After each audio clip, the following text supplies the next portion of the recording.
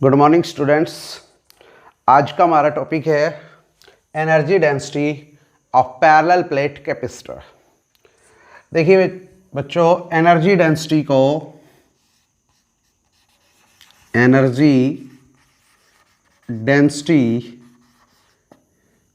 को हम small you से लिखते हैं और ये कितना होगा, फॉर्मूला याद कर लीजिएगा। कितनी होगी ये एनर्जी डेंसिटी? ये होगी टोटल एनर्जी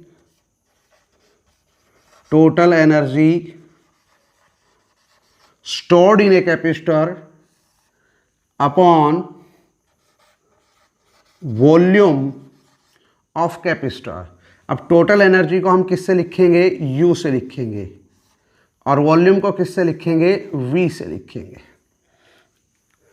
तो जो ये फॉर्मूला है एनर्जी डेंसिटी, ये कितना होगा? Total energy upon volume.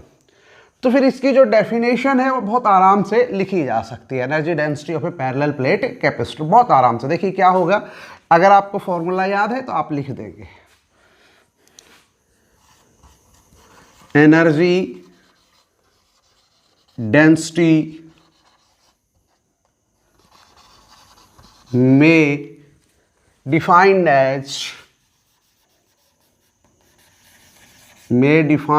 As total energy stored in capacitor, total energy stored in capacitor per unit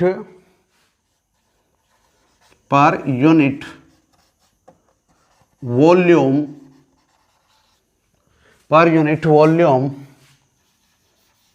of capacitor, per unit volume of capacitor. तो मैंने यही लिखा है जो फॉर्मूला था। एनर्जी डेंसिटी कितना था? Total energy upon volume. तो इसको तो ऐसे भी लिखा जा सकता है, total energy stored in a capacitor per unit volume of the capacitor. तो वही डेफिनेशन होगी आपकी। अब चलिए एक कैपेसिटर मान लेते हैं। ये एक पैरेलल प्लेट कैपेसिटर है जिसका प्लेट एरिया कितना है? A है, जिसका सेपरेशन कितना है? D है। जो प्लेट सेपरेशन है वो D है। तो वॉल्यूम ऑफ द कैपेसिटर कितना बनेगा? V यहाँ पे, वो तो बनेगा AD। आपके सामने देखिए प्लेट एरिया कितना है? A है और वॉल्यूम कितना है ना? प्लेट एरिया कितना है? A है और सेपरेशन कितना है दोनों प्लेट्स का? वो है आपका D। तो जो वॉल्यूम बनेगा इसका वो कितना होगा? AD।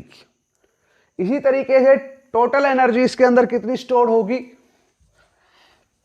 अब इसके अंदर टोटल एनर्जी जो स्टोर होगी U, उसके आपने कई फॉर्मूले पढ़े थे और उन्हीं में से एक फार्मूला था 1/2CV²।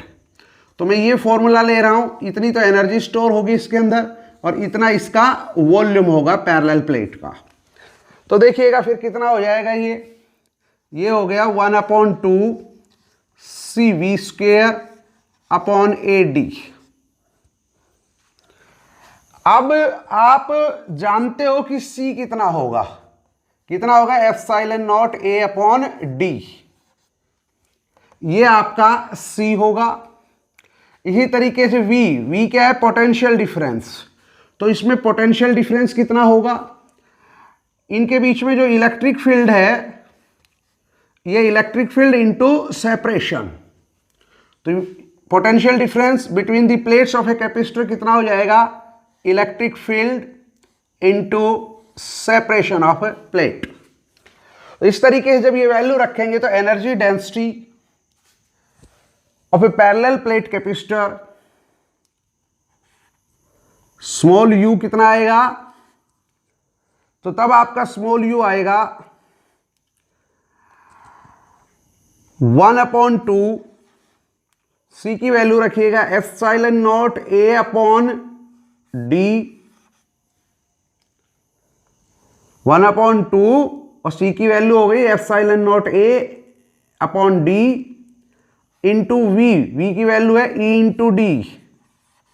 तो इसका square upon volume of the capacitor, और वो कितना है वो हमने पहले ही देख लिया था। V कितना है, याद रखिएगा मैंने यहां पे ये वॉल्यूम लिखा है, ये क्या है, वॉल्यूम है। आप कंफ्यूज मत हो जाना, दोनों जगह भी लिखा हुआ है, वो पोटेंशियल डिफरेंस है।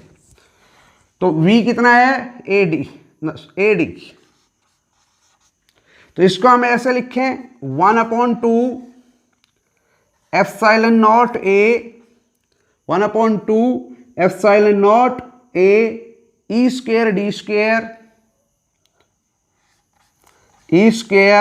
स्क्वायर अपॉन, देखिए यहां D है और ये भी D है, तो नीचे आएगा A D स्क्वायर से D स्क्वायर कैंसिल, A से A कैंसिल, तो कितना आएगा ये 1/2 एप्सिलॉन नॉट E स्क्वायर।